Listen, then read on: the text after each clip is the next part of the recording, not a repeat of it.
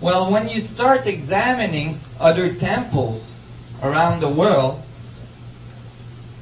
you realize that these other temples have a lot in common.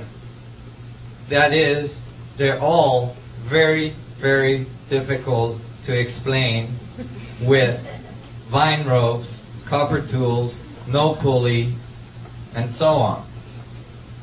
One Egyptologist, the director of the Giza Plateau, said, "There is not one grain of evidence of any advanced civilization ever having been in Egypt prior to the Egyptians."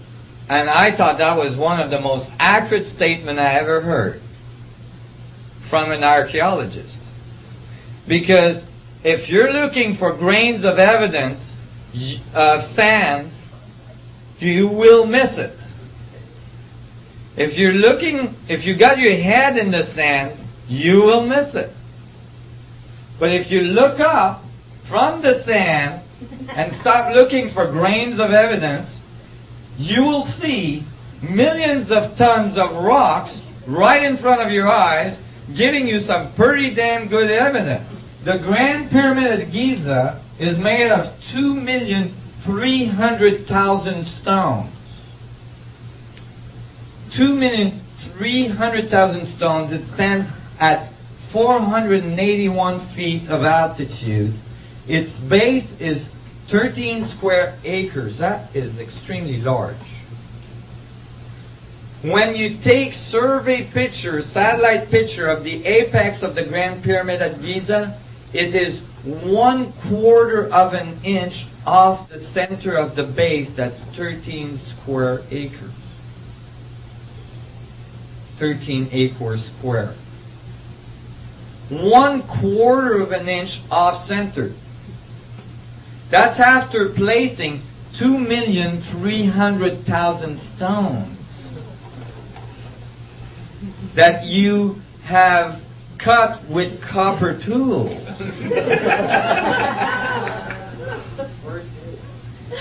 Yeah, you need some pretty good moonshine to do that one. Well, I guarantee you that is extremely difficult to reproduce. In fact, there is no way engineering companies on this planet could ever reproduce that. Even with all of our modern technology, if we give them billions and billions of dollars, they couldn't come up with anything like that. Because if you divide 1/4 of an inch error by 2,300,000 stones, the accuracy at which you're placing these stones is outrageous. And we can't do anything like that. Our most accurate buildings, like telescopes, are not that accurate. They're not even close to having that kind of accuracy. Go ahead. So you could say we've just barely come out of the Dark Ages. Basically, or we got into the Dark Ages. Because it seems that there was people that were doing a heck of a lot better than us. So when I was looking at this, I'm like, wait a minute. That doesn't happen that way.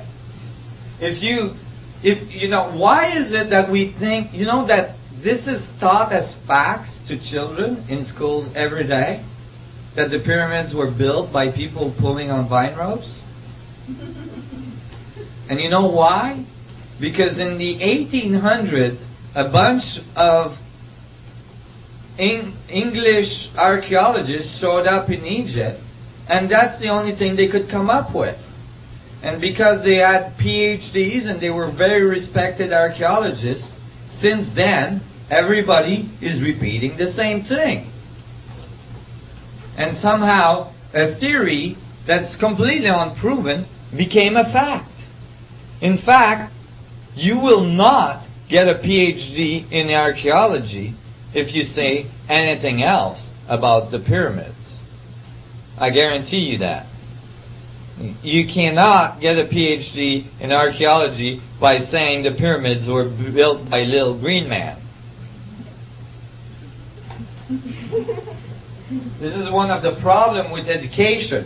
a whole bunch of people repeating what they've all been taught doesn't advance the field very rapidly.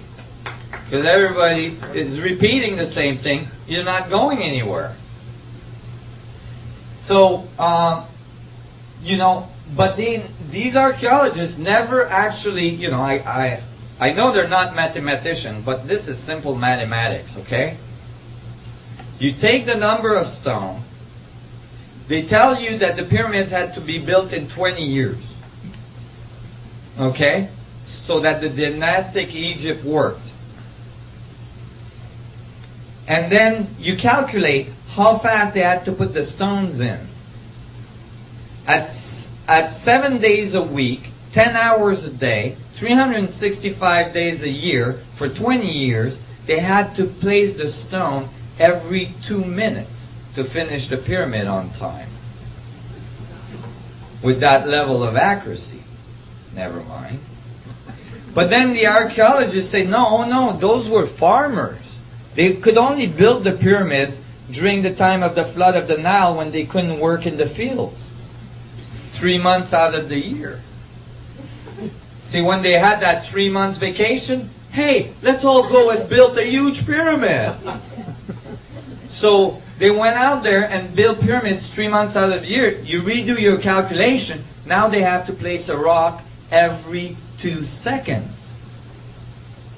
to make it in 20 years. So that really doesn't work. Because it's not like you can take these huge rocks, an average 2 tons, some of them up to 40 tons rock. Like in the King's Chamber, there's 100 slab of 40-ton pink granite rock. Okay? These things at 135 feet of elevation in the pyramid.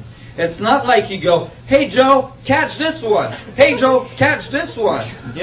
And the other guy on the other end is like putting them in. You can't do that. And it doesn't matter if you got 100,000 people. You still can't do it. And they tell you they did that by rolling the rocks on logs. Well, they might have not noticed, but these pyramids are in the middle of a desert. You need a lot of logs to move 2,300,000 stone. Where did the wood come from? When you ask them that, they say, oh, they imported it from Europe. I see. Was this like some catalog, 1-800 ordering? Because as far as I know, the Egyptian didn't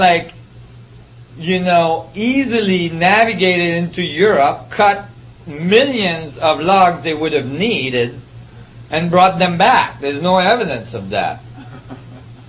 So, but even more fundamental, I'll ask you, even more fundamental. The fundamental axioms of archaeology is that you observe and decode the remains of a civilization to understand its morses and its activities and all this, right?